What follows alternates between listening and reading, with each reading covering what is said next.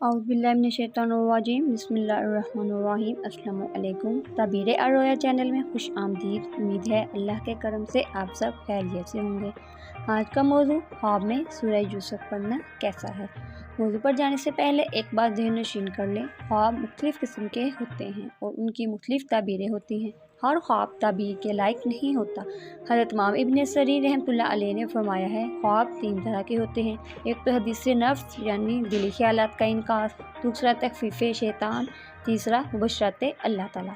इस तक़सीम से ज़ाहिर है कि ख्वाब की तमाम इक़साम तदबीर और एतबार के लायक नहीं होती, बल्कि ताबीर और एतबार के लायक वही ख्वाब है जो अल्लाह ताला की तरफ से बिशारतुल अलाम है। इस बात को तफसील से जानने के लिए डिस्क्रिप्शन में लिंक दिया गया है, पहले वो वीडियो देखें, फिर अपने किसी भी ख्वाब की ताबीर को मालूम करें ताकि आप सही हकीकत से आगाह हो सकें।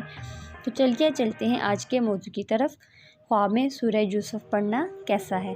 हज़रत इब्न सरीर रहमतुल्लाह अलैह ने फरमाया है कि अगर ख्वाब में देखे कि सूरह यूसुफ पढ़ता है तो दलील है कि बहुत सफ़र करेगा और माल पाएगा। हज़रत इब्राहिम करमानी रहमतुल्लाह अलैह ने फरमाया है कि रंज और मेहनत के बाद इज़्ज़त और बुजुर्गी पाएगा और इसका बोल बाला होगा। हज़रत जाफ़र सादिक रहमतुल्लाह अलैह ने फरमाया है कि बात का सच्चा और रास्तगो और बामानत होगा।